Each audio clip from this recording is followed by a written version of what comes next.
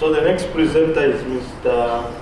Srinivas Gurazata, Senior Financial Management Specialist from the World Bank.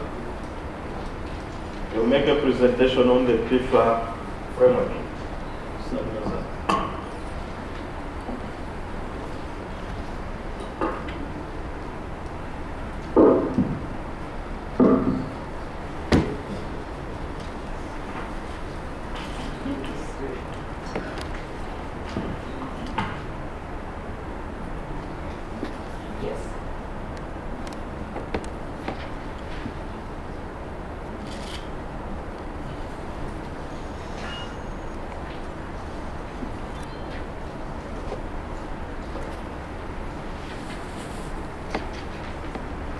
Very good morning to all of you. Thank you very much, Mumba Chanda, for that brilliant presentation and giving us an overview of what's happening on PFM in the country. Let me take you through some of the international perspectives with relation specifically to the PIFA framework and what we are right now supporting the government with. Can we go to the next slide?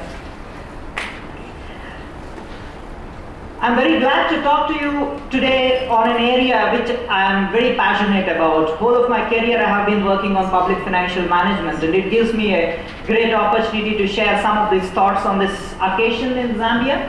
I'll talk about why we need good public financial management, the PIFA, the global framework, the launch event that took place today, the assessment that's going on right now, performance of Zambia on various PIFA indicators in the earlier assessments, and possibly we can have some discussions towards the end.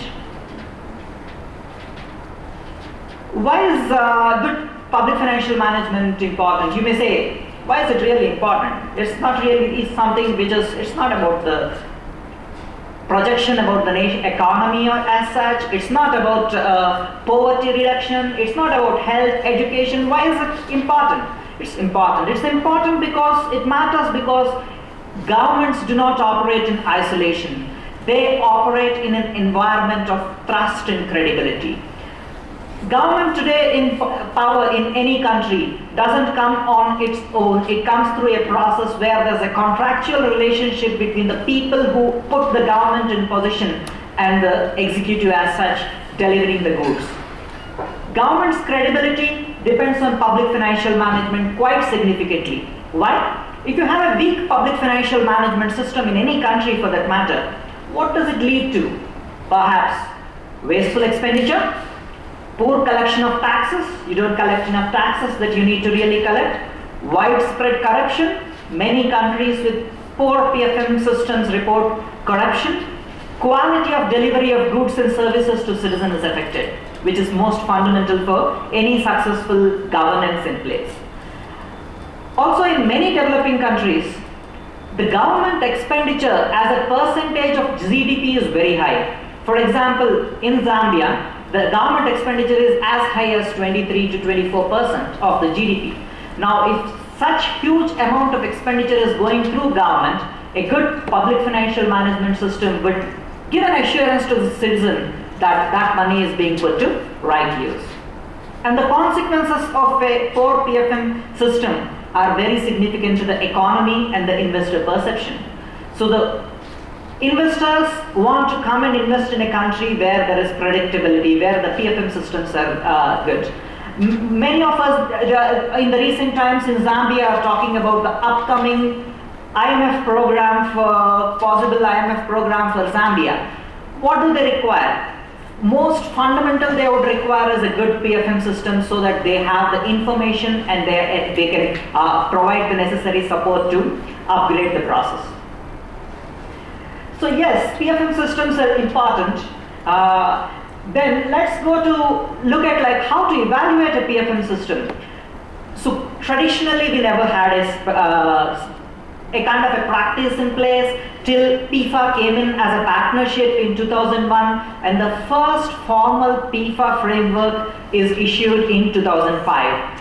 PIFA, the Public Expenditure and Financial Accountability. So since 2005 to 2015, I would say, there were minor changes to the framework, and it's in 2016 that we have the most major change in the framework, and now today we have the new PIFA framework 2016. Next slide please. So what does it do? Why is the PIFA framework important? Because it's a standardized methodology that can be used across the world. What does it target? It targets high-level PFM indicators to assess the performance of a country or a subnational organization. And it leads to a concise and an integrated performance report of the PFM system as a whole.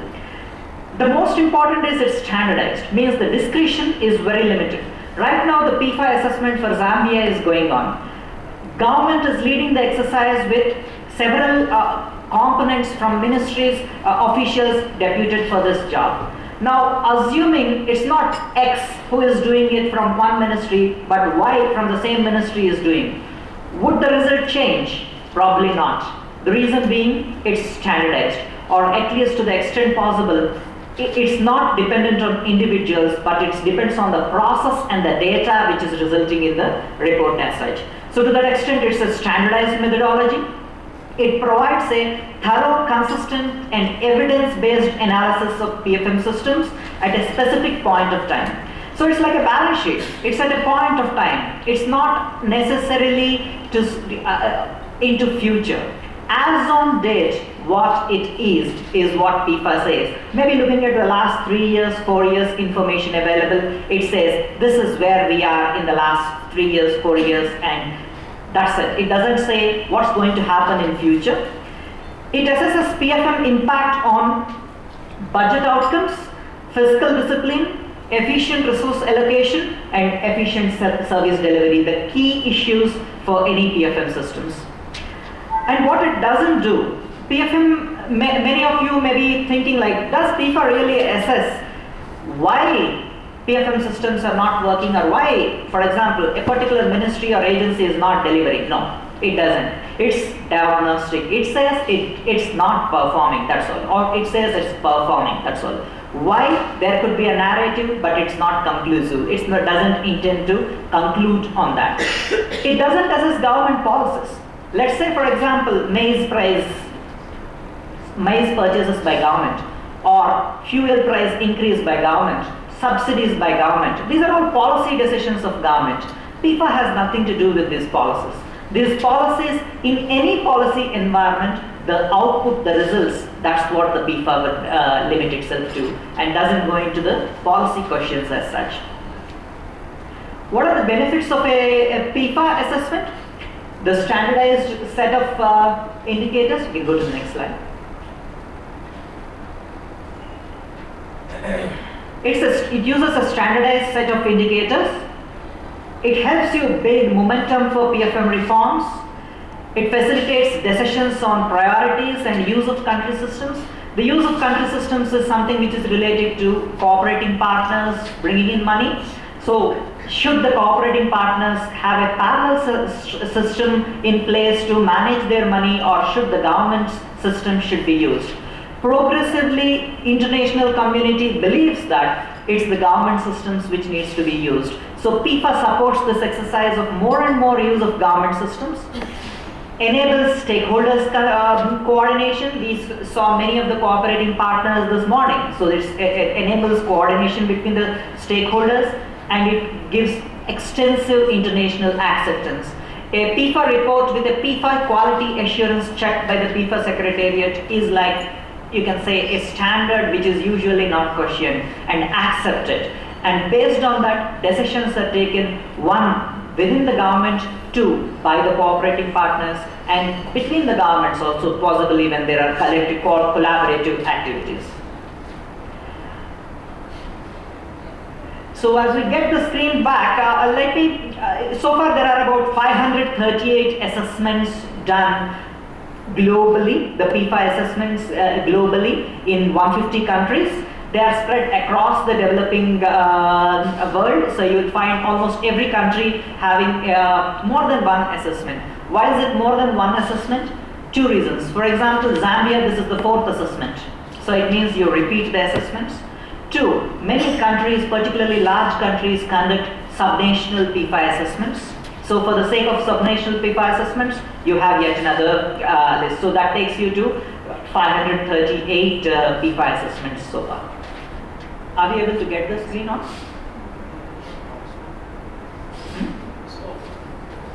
Which one?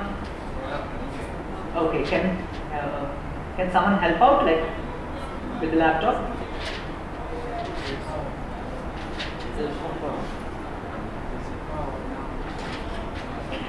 Okay, that's Francis, can you find Jumbe or someone, and, or maybe change the laptop and try to put this on there?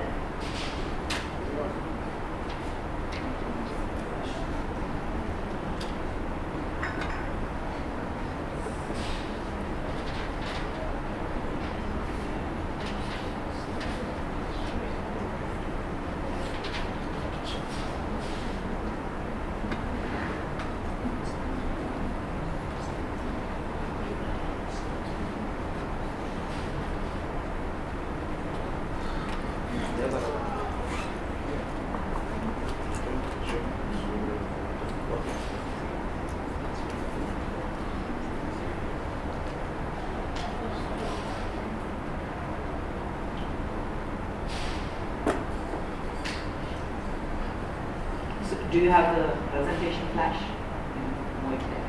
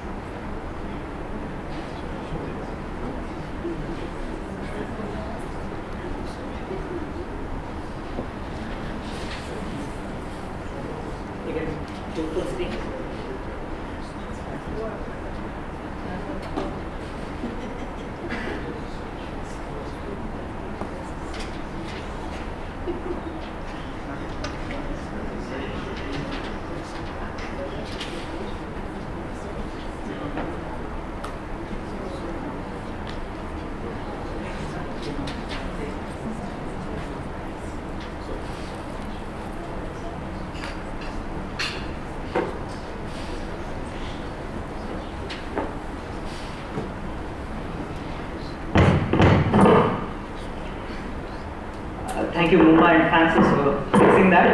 Sorry about the technical challenge. So the global framework, the PIFA framework, 7 PIFA pillars.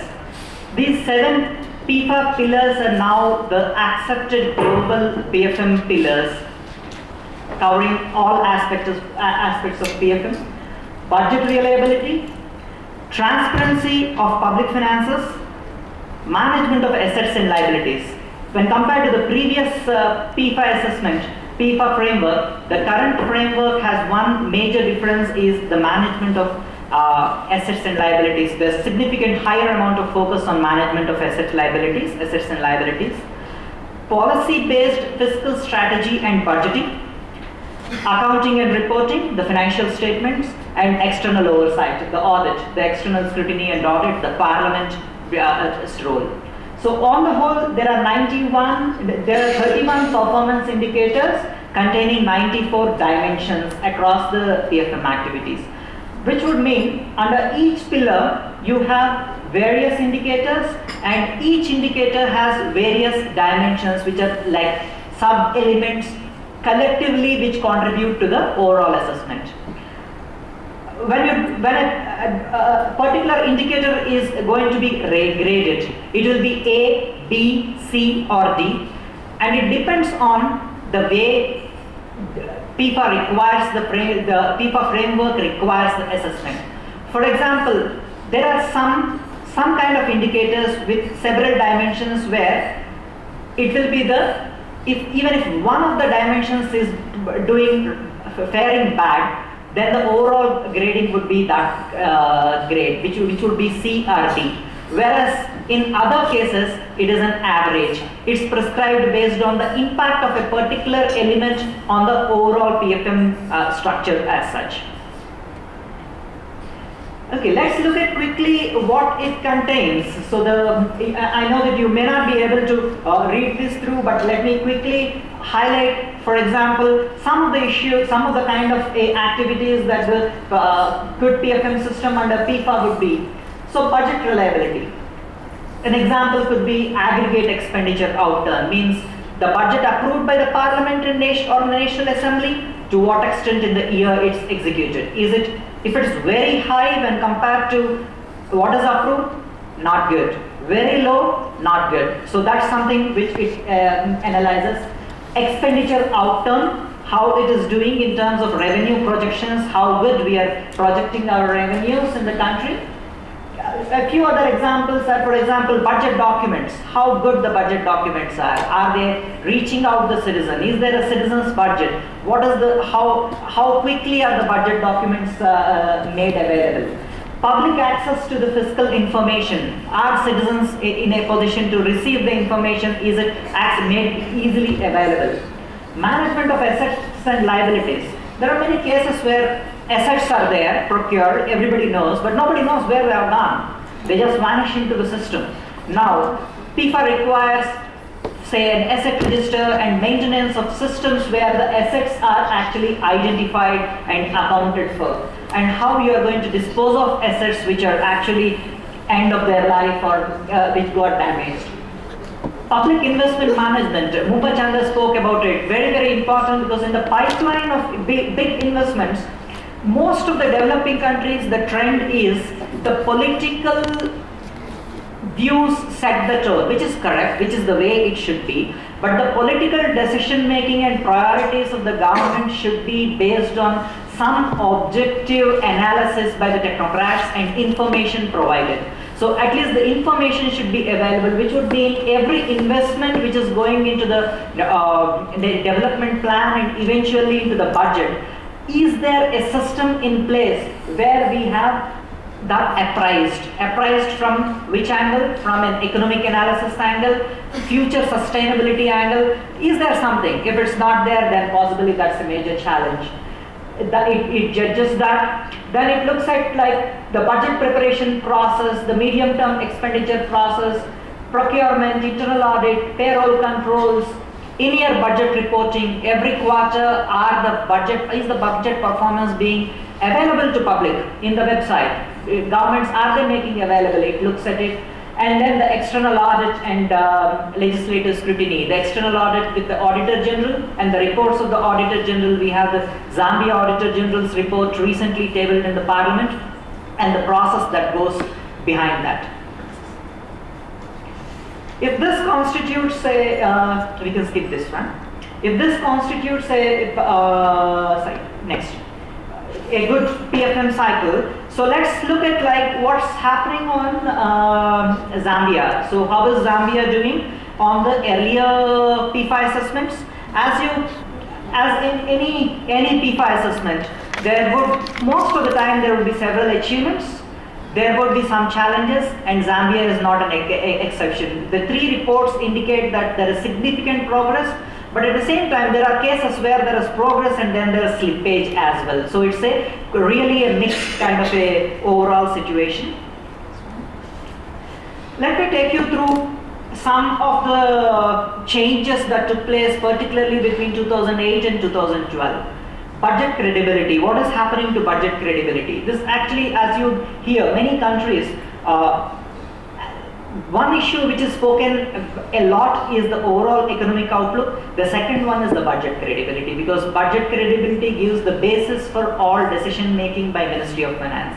So the budget credibility generally is seen as deteriorated between 2008 and 2012. What does that mean? It basically means the expenditure outturn, which is, this need not even come through a PIFA assessment. All the yellow books are available to public. All the financial statements of the Accountant General are available to public. Compare the numbers and you get the grade.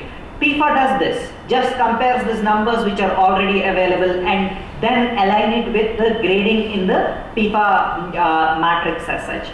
Budget credibility generally has come down. Some of you probably would have guessed why is it the case. Some of you may recollect that during those days there was huge amount of maize purchases resulting in huge expenditure.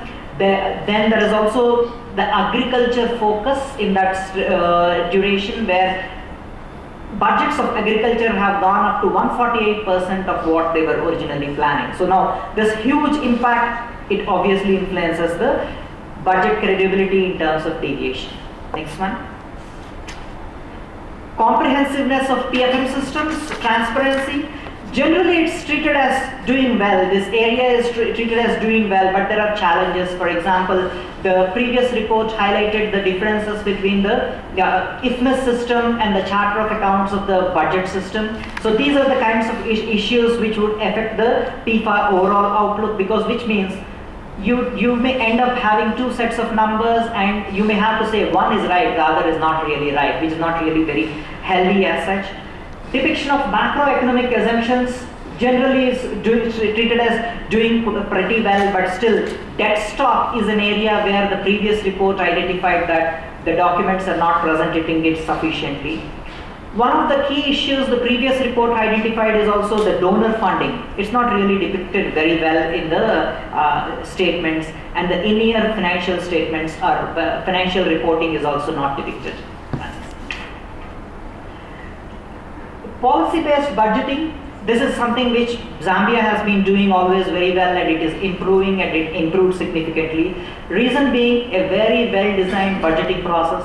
You may be recollecting some of those days where the year starts and after that a budget is prepared. Now the gone are those days, budget is, now we know that next month we are going to have the budget much ahead of the year. So the cycle, policy-based budgeting generally is treated as doing well.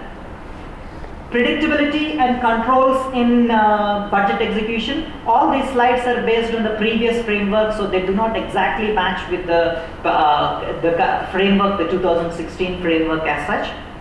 Tax administration showed significant improvements because the laws are all based, tax laws are all obligations, and taxpayers' obligations are clearly defined in the laws. There were frequent amendments to laws, but still the ZRA and its strengthened position since its creation in 1994 gave the scores significantly higher. T-pins have increased substantially at an amount, yet another positive step on the whole. Investigative audits by tax administration is introduced during this period, which resulted in improved overall gradings.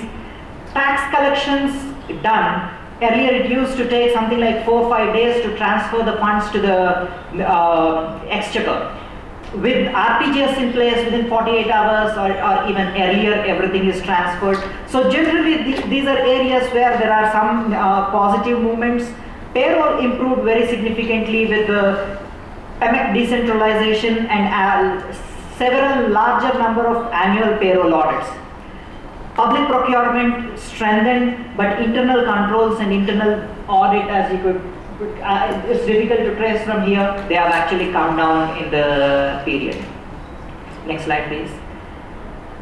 Accounting generally is treated as doing fine as far as PIFA gradings. Earlier also, government started using cash basis IPSAS, which is an international standards like the IFRS for companies, we have for the government IPSAS. So alignment with cash IPSAS and progressively going towards accrual IPSAS is the government's plan, which is very positively reflected in the earlier reports as well. Bank reconciliations are usually done between 2008 and 12, they are done monthly basis. But the problem was the report reported that the suspense accounts are not getting cleared, which brought down the gradings a little bit on that. External scrutiny and audit.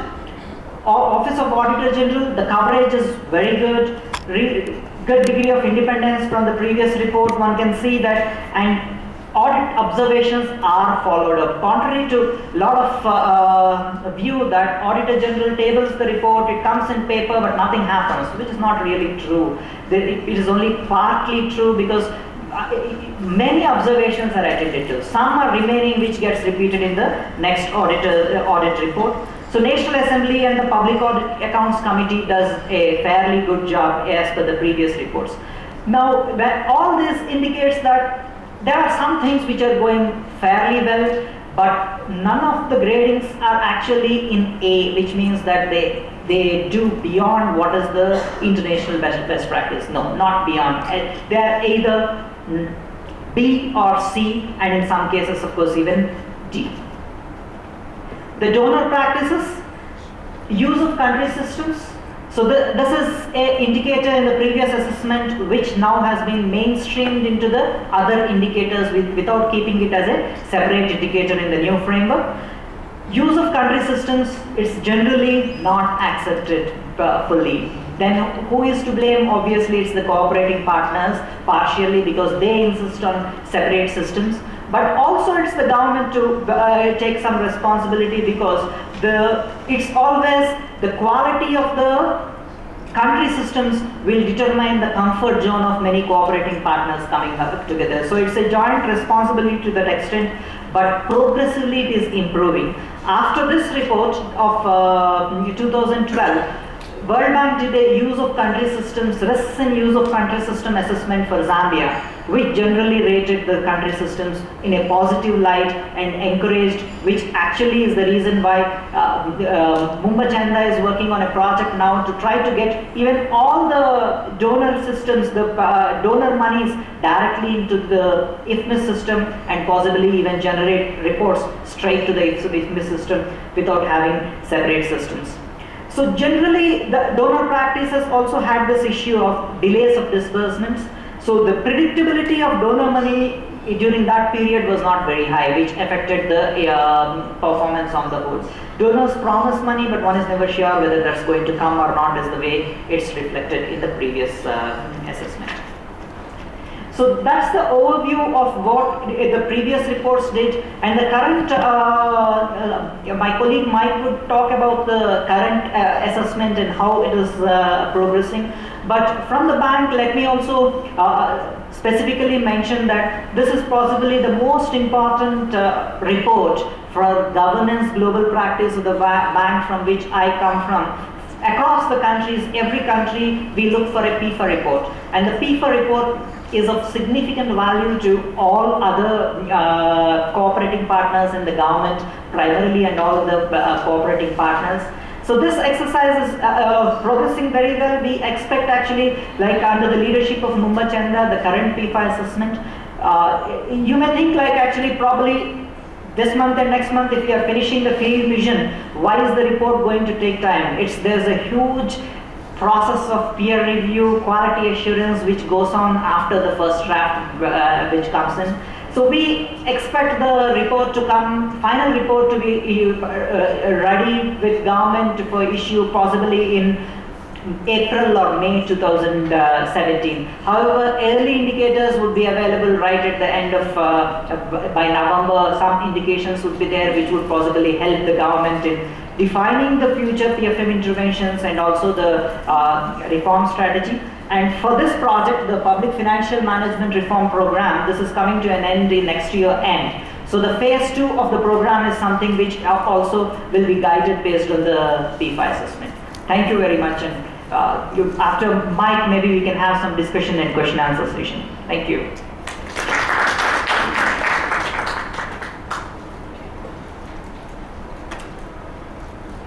Good afternoon, ladies and gentlemen. I'm very pleased to be back in Lusaka. I've come a few times before to deal with the Public Financial Management Reform Program review missions. But this time it'll be a pleasant change to deal with the PFA. Zambia and I have grown up together with PFA. When you were doing your first 2005 PFA, I was doing a PFA in the Punjab province in Pakistan. It was immediately after the PFA had first been developed, and it followed other diagnostics that the World Bank had used to try and get a handle on performance, public financial management. The value of the PFA framework, as far as the bank was concerned, is that it is a very standardized format. Before that, the reports had been fairly ad hoc. This one's very formalized. It's been extensively remodeled, and it's been reviewed massively. It's gone through the 2011 and now the 2016 frameworks, and Zambia has followed along and faithfully recorded its assessments against that development. I've done about 12 PFA assessments. The most recent was in the Philippines earlier this year using the 2016 methodology, and before that, the one before that was your neighbour Zimbabwe, which used the 2011 framework. I want to go back a slide, if I can. Can you go back? Okay, well, I'll stick with this one, don't worry. The self-assessment issue. Maybe it's not there. I wanted to emphasise the difference with this particular 2016 assessment is that we're attempting to make much more use of government ownership of the programme. In many PFA assessments, you have consultants come in, they talk to the government and they write a report. And our feeling is that is not as effective as using the government to do its own assessment and using consultants simply to assist with the validation process. And that's what we've designed this assessment to do. Now, as a result, of course, it's a hell of a lot more work for the Ministry of Finance. So I'm very grateful to the fact that Mumbachanda has persuaded the Treasury Secretary, I guess, to release staff on at least a part-time basis to carry out these assessments. We attempted to make it relatively straightforward by ensuring that there is value. And why we thought it was worthwhile to do this set of dot points or dash points under the determined by interest and capacity segment. We think it's very relevant to the members of the Ministry of Finance and the other PFM institutions to do this work because it's relevant to the success of their own activities. It's very useful as a monitoring tool for them in terms of how well they're performing and how well their customers are seeing their results. It is assisted by the fact that we did have Lewis Hawke and I think Helena Ramos from the PFA Secretariat to come and give a training session to the staff here at the opening of this session and I think that made it much more able to do it. I appreciate that, in fact, it was not suitable timing during the budget cycle. Most ministry funds are indeed working on a budget, so we didn't really manage to achieve that, but we attempt to make it as convenient as possible. In determining the team with Mumba's help, we've got a multi-skilled team covering all of the PFM segments. We are lucky in having Mumba Chanda and also Clara, because they have experience in conducting previous PFAs in Zambia. We've got an international and 2 local consultants to assist with this, and we've got a very unified team, I think, with Mumba showing a lot of interest in running it, with Sri monitoring and making noises on the side. In terms of the team, it's the next slide. Next one. This is the team. You all know one another. I'll just run briefly through the consultants. Chitundu Mwango has been an accountant general in Zambia. He's been president of Zyka, and he's been involved in a lot of organisations around Zambia. He's a very experienced